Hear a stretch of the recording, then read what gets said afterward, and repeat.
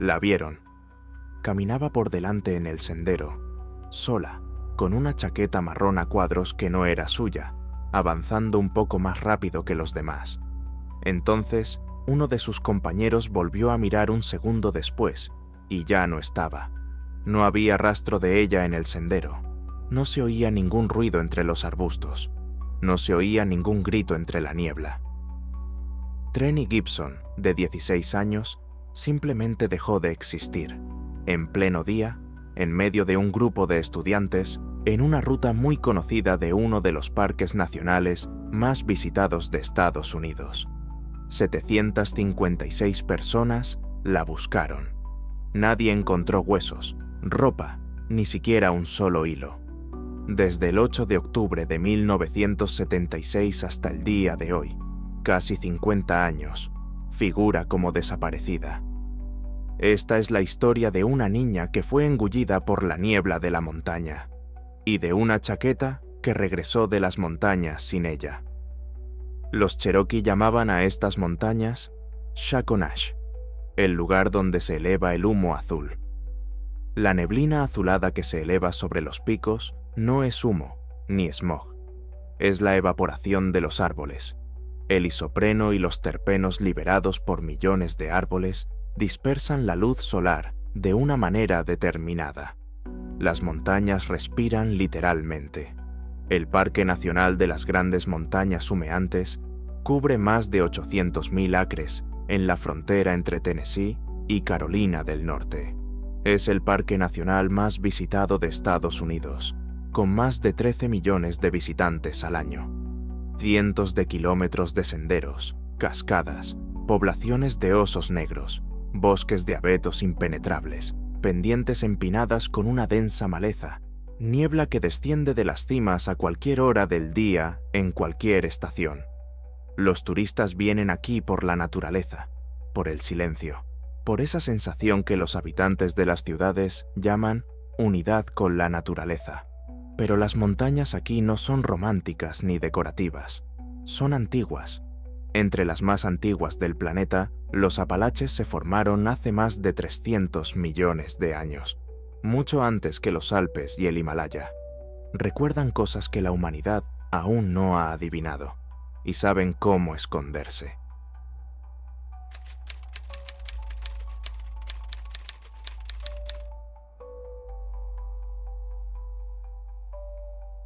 Trenny Lynn Gibson nació en 1959 en Knoxville, Tennessee, la ciudad más antigua del sur del río Tennessee, un centro industrial histórico y la puerta de entrada a los Apalaches. La familia Gibson vivía en las afueras, en una pequeña casa, con 2 padres y varios hijos. Trenny era una de las hijas medianas. Según quienes la conocían, era una chica alegre, sociable y sonriente.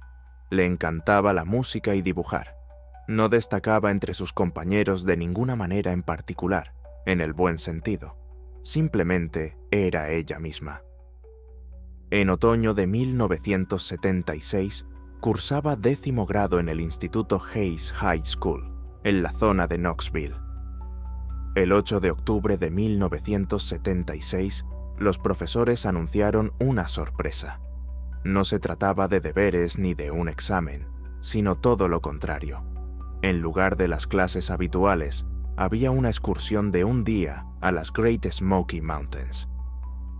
El Alum Cave Trail es una de las rutas más populares del parque, unos 7 kilómetros de ida, de dificultad moderada, con vistas panorámicas. Los estudiantes se reunieron apresuradamente, ya que nadie estaba preparado para la excursión. Muchos llevaban ropa de colegio, sin calzado adecuado, ni ropa de abrigo. Octubre en las Smokies no es verano. Por la mañana puede hacer 15 grados y estar soleado. Al mediodía, la niebla llega desde la cresta, la temperatura desciende y una chaqueta ligera se convierte en una cuestión de supervivencia. Esa mañana, Trenny se vistió para el clima. Una blusa fina y pantalones. No era ropa para hacer senderismo. En la parada del autobús, antes de subir, se encontró en una situación incómoda. Hacía frío y no tenía ropa de abrigo. Un compañero de clase llamado Robert Simpson mayor que ella, de 17 años, amigo de su hermano mayor, no suyo. Se quitó la chaqueta y se la ofreció a Trenny. Una chaqueta marrón a cuadros. Ella la aceptó. Él se sentó a su lado en el autobús. No eran amigos. El grupo llegó al parque y comenzó a subir por el sendero Alum Cave Trail. La ruta sigue el arroyo Alum Cave Creek.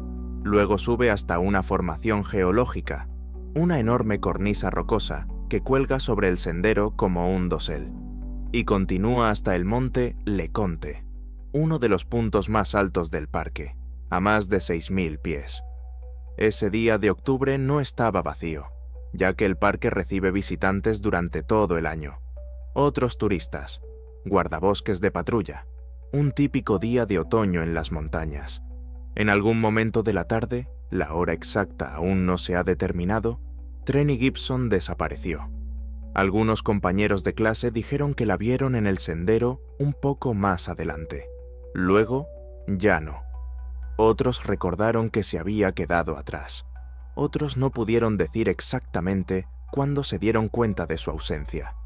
El grupo se movía en una fila muy estirada, como suele ocurrir en los senderos de montaña, especialmente con personas sin preparación.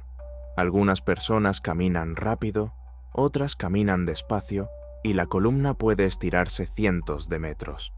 Los profesores intentaron mantener el control, pero en realidad cada uno iba por su cuenta. Cuando pasaron lista durante un descanso y se dieron cuenta de que Trenny había desaparecido, cundió el pánico. Los profesores y compañeros de clase volvieron sobre sus pasos por el sendero, gritando su nombre. No hubo respuesta. Avisaron a los guardas forestales. En la tarde del 8 de octubre, se denunció oficialmente su desaparición y comenzó la búsqueda. Lo que siguió fue una de las mayores operaciones de búsqueda y rescate en la historia del parque. En los días y semanas siguientes, 756 personas trabajaron en las montañas. Guardas forestales, voluntarios, policías, adiestradores con perros y unidades militares.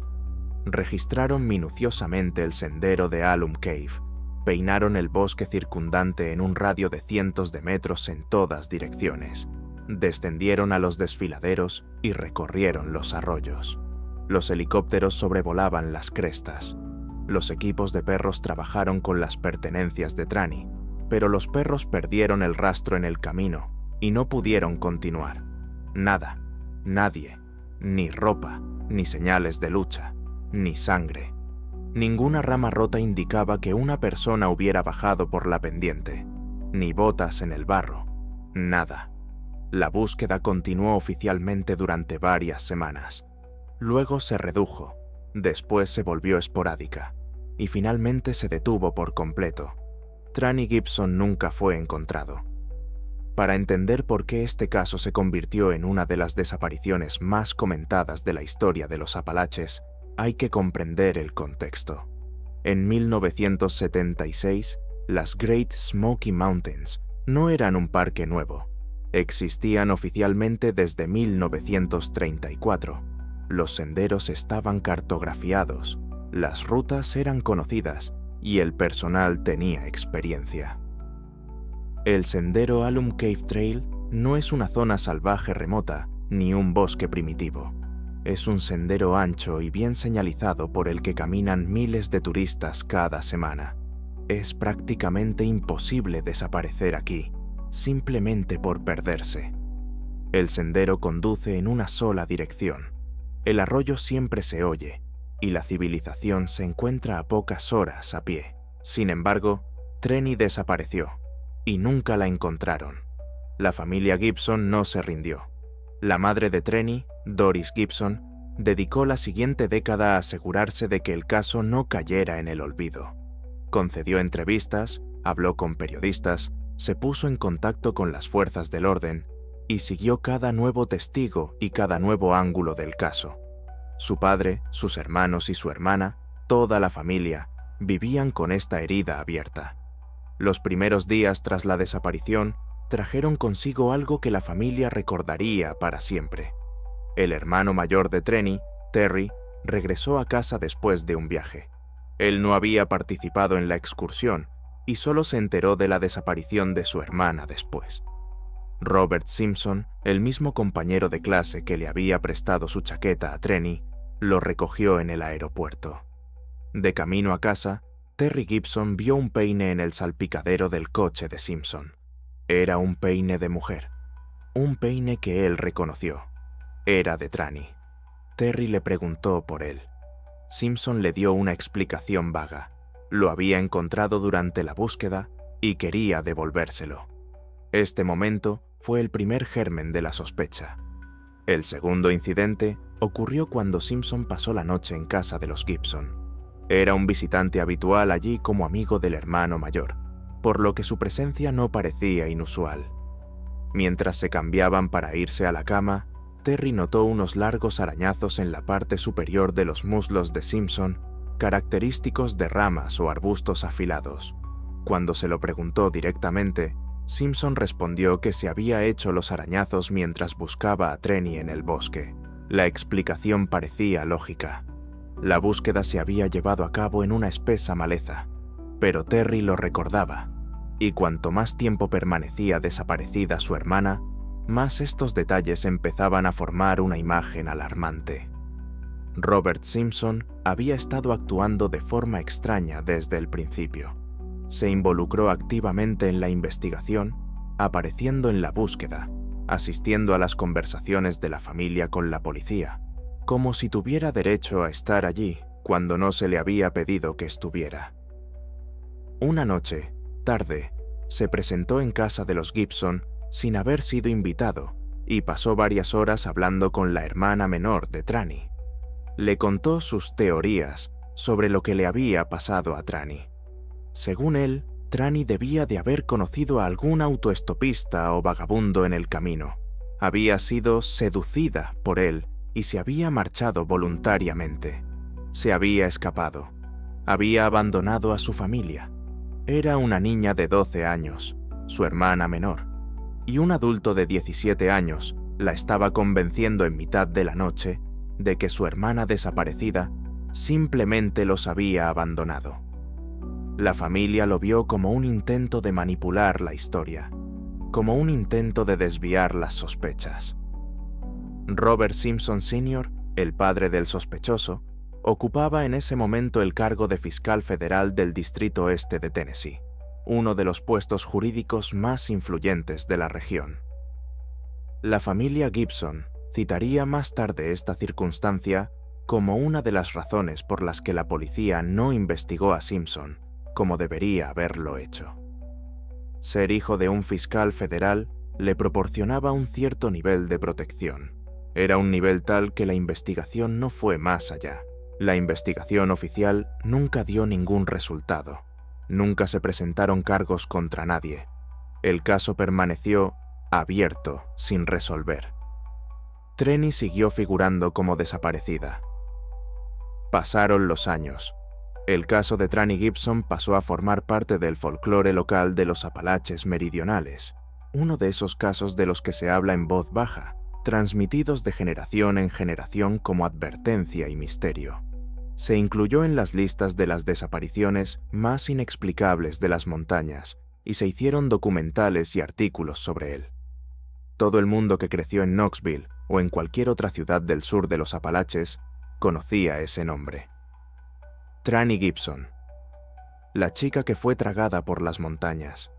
Entre todas las interpretaciones de este caso, ocupa un lugar especial el llamado fenómeno Missing 411, un término acuñado por el investigador David Paulides en 2011 para describir una serie de desapariciones inexplicables de personas en parques nacionales y áreas silvestres de América del Norte. Paulides, un antiguo detective de policía, analizó miles de casos e identificó grupos de características que se repetían con una frecuencia anómala. Desaparición en una zona corta y muy visible del terreno sin dejar rastro. Perros que pierden el rastro olfativo. Cadáveres cuando se encuentran en lugares ya registrados por los equipos de búsqueda. Ropa quitada o cuidadosamente doblada. Ausencia de indicios que expliquen la causa de la muerte. El caso de Tranny Gibson encaja en este perfil en casi todos los aspectos. Desapareció de un camino muy transitado, en presencia de otras personas, sin previo aviso ni dejar rastro. Los perros de búsqueda perdieron el rastro, a pesar de las circunstancias recientes de la desaparición. Una operación de búsqueda a gran escala en la que participaron cientos de personas no dio ningún resultado. El cuerpo nunca se ha encontrado. Polydes incluyó el caso de Tranny en su investigación. Señala una correlación geográfica. Las Great Smoky Mountains se encuentran entre los grupos más concentrados de desapariciones en el este de Norteamérica. A lo largo de décadas, un número significativo de personas han desaparecido aquí en circunstancias que desafían una explicación sencilla. Esto no significa que el parque sea peligroso en sentido estadístico. Millones de personas lo visitan cada año sin incidentes, pero el número de casos anómalos aquí es mayor de lo que puede explicarse por casualidad o error humano. La pregunta de qué hay exactamente detrás de este grupo sigue sin respuesta, y es aquí donde varios investigadores discrepan fundamentalmente. La primera versión, la que la familia Gibson ha considerado más probable durante varias décadas, es que Robert Simpson mató a Tranny. Las circunstancias que apuntaban hacia él se acumularon gradualmente. El peine en su coche, los arañazos en sus muslos, su extraño comportamiento tras la desaparición, sus intentos de moldear la narrativa a través de su hermana menor. Su participación activa en la investigación es típica de alguien que quiere controlar su curso. Pero todo esto eran pruebas circunstanciales, recuerdos familiares, no pruebas.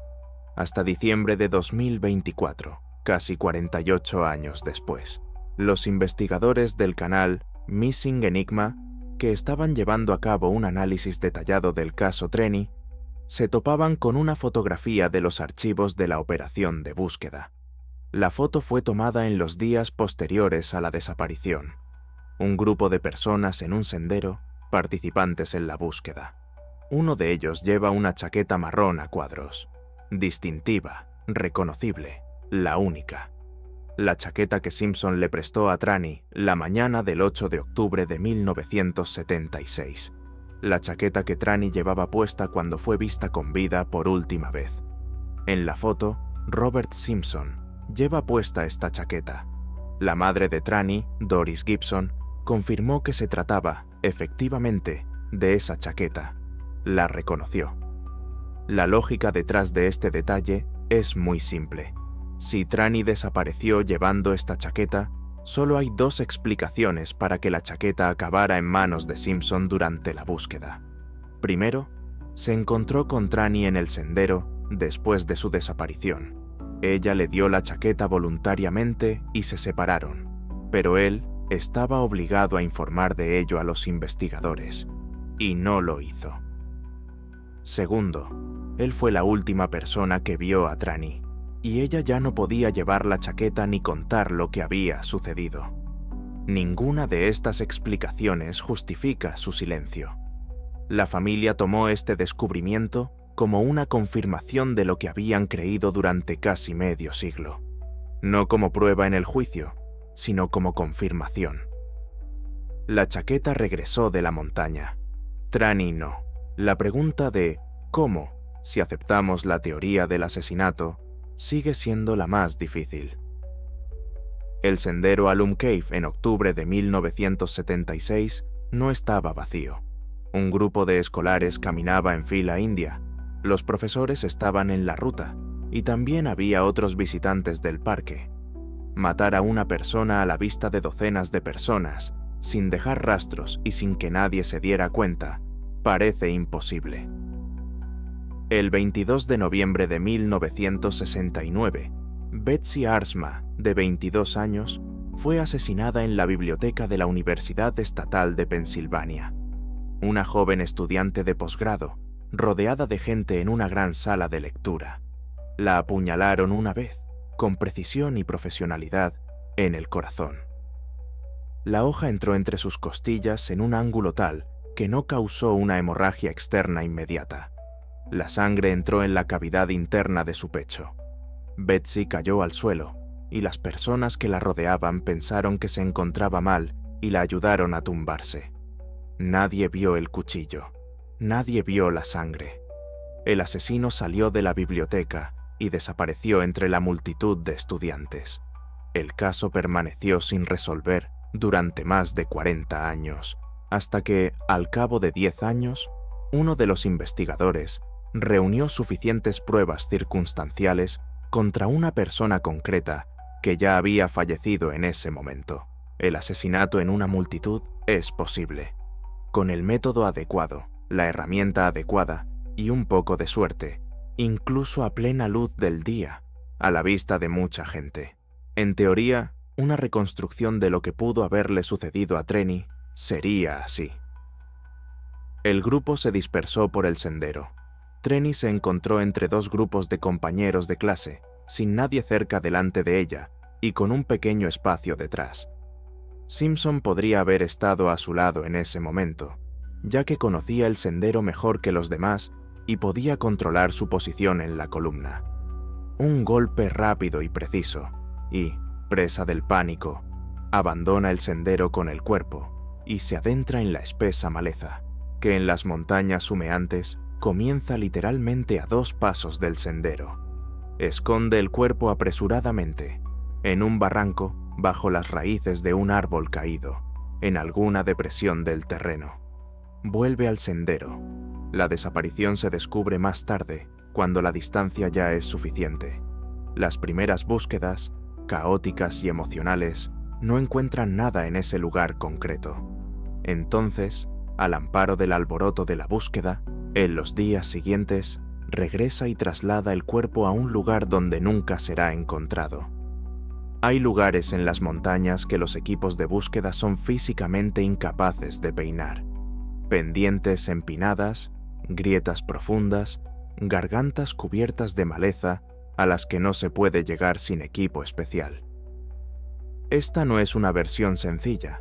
Es una versión que requiere que un joven de 17 años tenga compostura, fuerza física, precisión y una suerte increíble.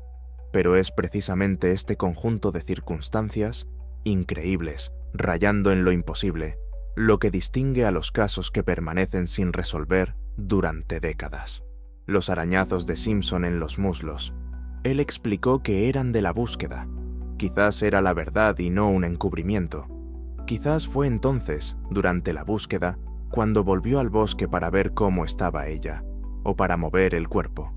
Esto podría haber dejado precisamente esas marcas, largos arañazos por atravesar la espesa maleza de los Apalaches, donde los rododendros y los laureles de montaña, característicos de estas laderas, forman matorrales casi impenetrables con ramas afiladas. El peine en el coche, la chaqueta en la foto, su comportamiento tras la desaparición, la conversación nocturna con su hermana de 12 años, su presencia no solicitada en la investigación, la teoría del autostopista seductor. Cada uno de estos detalles puede explicarse por separado. Juntos, forman el retrato de un hombre que oculta algo. Robert Simpson nunca ha hecho ningún comentario público sobre el caso. Su padre, fiscal federal, murió sin dejar ningún registro relacionado con el caso. El caso en sí sigue oficialmente abierto en el departamento del sheriff del condado de Knox. Según la última información, se revisa periódicamente, pero sin nuevas detenciones ni cargos contra nadie. Pero hay otra capa de interpretación de este caso, una que no puede cerrarse con un arresto o un juicio, la capa paranormal. Y en el contexto de los Apalaches, tiene raíces mucho más profundas que la simple teoría de la conspiración moderna. Los Cherokee, que vivieron en estas montañas durante miles de años antes de la llegada de los europeos, tenían una rica mitología asociada a ciertos lugares. Los Yungwi-Tsunsi, gente pequeña, eran seres invisibles que vivían en grietas de rocas y cascadas. Según la leyenda, podían llevarse a personas, especialmente niños y mujeres jóvenes, a su mundo, situado bajo tierra o en el espacio entre mundos. La persona secuestrada no moría en el sentido físico, simplemente dejaba de existir en el mundo humano. No quedaba nadie, no quedaban rastros y las búsquedas eran inútiles. Algunos regresaban años más tarde, sin darse cuenta de que había pasado el tiempo. La mayoría no lo hacía. No se trata solo de cuentos de hadas. Es la historia oral documentada de un pueblo que vivió en estas montañas el tiempo suficiente como para observar ciertos patrones, ciertos lugares, ciertas condiciones en las que las personas desaparecían, y procesaron estas observaciones en forma mitológica. Los investigadores paranormales modernos que trabajan en casos como Missing 411 proponen varias teorías contradictorias. Una de ellas es la de los portales o zonas anómalas en ubicaciones geográficas específicas. Según esta versión, en algunos lugares de terreno montañoso hay zonas de inestabilidad. Llamémoslas anomalías espaciales, a través de las cuales una persona puede caer involuntariamente fuera de la realidad familiar. No se trata necesariamente de la muerte física, es una transición a otro estado de existencia, cuya naturaleza desconocemos por completo. Precisamente por eso no se encuentran los cuerpos, porque no están en la dimensión en la que se les busca. Los investigadores que se adhieren a esta versión señalan varias características de los lugares de desaparición dentro del patrón 411. Proximidad al agua, arroyos, cascadas, lagos, terreno específico, cambios de elevación, formaciones rocosas, gargantas, condiciones meteorológicas el día de la desaparición, niebla, frentes de tormenta, cambios repentinos de presión. El sendero Alum Cave Trail discurre a lo largo del arroyo Alum Cave Creek en la mayor parte de su recorrido. Los acantilados Alum Cave Bluffs, una de las formaciones rocosas más grandes del parque, se encuentran en esta sección. El 8 de octubre de 1976, las montañas estaban cubiertas de niebla y hacía frío. Todo esto coincide exactamente con el patrón descrito. Otra versión, también muy debatida en la comunidad paranormal, es la presencia de seres no humanos en los ecosistemas montañosos. Los Apalaches tienen una rica tradición de historias sobre Wood Wights, criaturas del bosque que reciben diferentes nombres en diferentes culturas: Sasquatch, Bigfoot, Wildman, Woolly Booger en el dialecto local. Hay cientos de relatos documentados de encuentros con estas criaturas en las Great Smoky Mountains, algunos de los cuales se remontan al siglo XIX. Varios investigadores, entre ellos algunos antiguos guardas forestales, han sugerido de manera extraoficial que algunas de las desapariciones inexplicables en los parques nacionales podrían estar relacionadas con la presencia de una gran criatura parecida a un primate cuya existencia no está reconocida por la ciencia oficial. La lógica de esta versión, aplicada al caso Trenny: la criatura podría haber atacado a la niña en un tramo corto y sin visibilidad del sendero, rápidamente, y haber llevado a su presa al bosque a una velocidad superior a las capacidades humanas. Esto explicaría la rapidez de la desaparición, segundos, no minutos, y la ausencia total de rastros en el sendero. Un gran primate forestal que pesara entre 200 y 300 kilos podría haber atravesado la densa maleza con su cuerpo de tal manera que ningún humano hubiera podido perseguirlo. Los adiestradores de perros perdieron el rastro precisamente porque la criatura no dejó ningún olor que los perros pudieran seguir. Esta versión parece extrema, pero en el contexto de los Apalaches ha sido objeto de investigaciones serias desde el siglo XIX, y ninguna de las versiones racionales explica la ausencia total del cuerpo durante casi 50 años. La tercera versión paranormal, menos popular pero aún vigente, es la que se refiere a los ovnis y los secuestros. Se ha documentado un número significativo de avistamientos de objetos voladores no identificados en los Apalaches, algunos de los cuales se remontan a la década de 1970. En el contexto de esta teoría, la desaparición de Trenny se explica literalmente. fue secuestrada del sendero por seres extraterrestres en cuestión de segundos, lo que explica tanto la rapidez de su desaparición como la ausencia total de rastros físicos. Esto también explicaría la pérdida del rastro olfativo por parte de los guías caninos. Un secuestro aéreo no deja rastro olfativo en el suelo. Ninguna de las versiones paranormales puede demostrarse dentro del marco de los paradigmas científicos existentes, pero ninguna de las versiones racionales, ni accidente, ni fuga, ni asesinato, explica la ausencia total del cuerpo después de casi medio siglo de búsqueda. En una importante expedición realizada en 2022, un grupo de voluntarios con detectores de metales y equipos especializados de radar de penetración en el suelo registraron varias zonas alrededor del sendero de Alum Cave, centrándose en lugares que podrían haber sido pasados por alto por los equipos de búsqueda en 1976, barrancos profundos, cavidades en las rocas y zonas de difícil acceso bajo salientes rocosos. No encontraron nada. Esto no significa que buscaran en todas partes, ya que el terreno montañoso de las Smokies es extremadamente difícil de recorrer, pero sí significa que los métodos de búsqueda estándar volvieron a ser infructuosos. En cuanto a Robert Simpson, su destino después de 1976 no ha sido documentado públicamente. Creció en Knoxville, como todos los demás. Su padre ejerció como fiscal federal durante varios años más. La familia vivía en la misma ciudad que los Gibson. Al parecer, las relaciones entre las dos familias se volvieron imposibles después de que los Gibson comenzaran a hablar abiertamente sobre sus sospechas.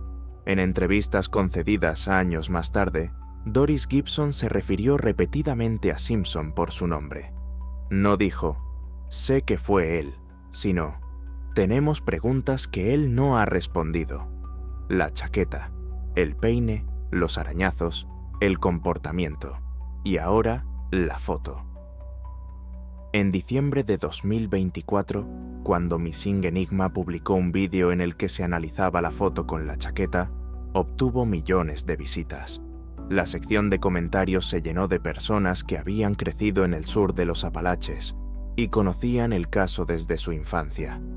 Muchos escribieron, «He conocido ese nombre toda mi vida. No sabía que la historia no había terminado». La historia no ha terminado. Trenny Gibson sigue figurando como desaparecida en la base de datos del Centro Nacional para Niños Desaparecidos y Explotados hasta el día de hoy. Tendría 66 años. El caso sigue oficialmente abierto. La chaqueta de la foto, nueva prueba presentada por la familia y los investigadores independientes a las fuerzas del orden, aún no ha dado lugar a ninguna acción oficial. Quizás porque aún no hay pruebas suficientes para un juicio. Quizás porque ha pasado demasiado tiempo. Quizás por razones de las que la gente de Knoxville prefiere no hablar. Las montañas guardan silencio. Guardaron silencio durante 76 millones de años antes de que aparecieran los seres humanos, y seguirán guardando silencio durante otros tantos años después. Miles de historias que nadie contará jamás se han disuelto en su humo azul. La historia de Trenny Gibson es una de ellas. Su madre murió sin saber nunca la verdad. Su hermana, que tenía 12 años cuando un invitado no deseado se le acercó con teorías sobre autoestopistas, lo recuerda. Lo comentó en una entrevista en 1924. Dijo, «Vino a nuestra casa, se sentó a mi lado y me explicó que mi hermana se había marchado voluntariamente. Yo tenía 12 años. No le creí entonces. No le creo ahora». El sendero Alum Cave Trail sigue abierto a los visitantes. Miles de personas lo recorren cada semana. La mayoría no sabe que en algún lugar a lo largo de esos pocos kilómetros, en un segundo que nadie notó, la vida de alguien terminó, o comenzó algo para lo que aún no tenemos nombre. El humo azul se eleva sobre los montes Apalaches, tal y como lo hizo el 8 de octubre de 1976. Las montañas se cobraron su precio. y no lo devolverán. Eso es todo por ahora, amigos. Escribid vuestras opiniones en los comentarios, dadnos un me gusta y nos vemos en los próximos episodios. Hasta pronto.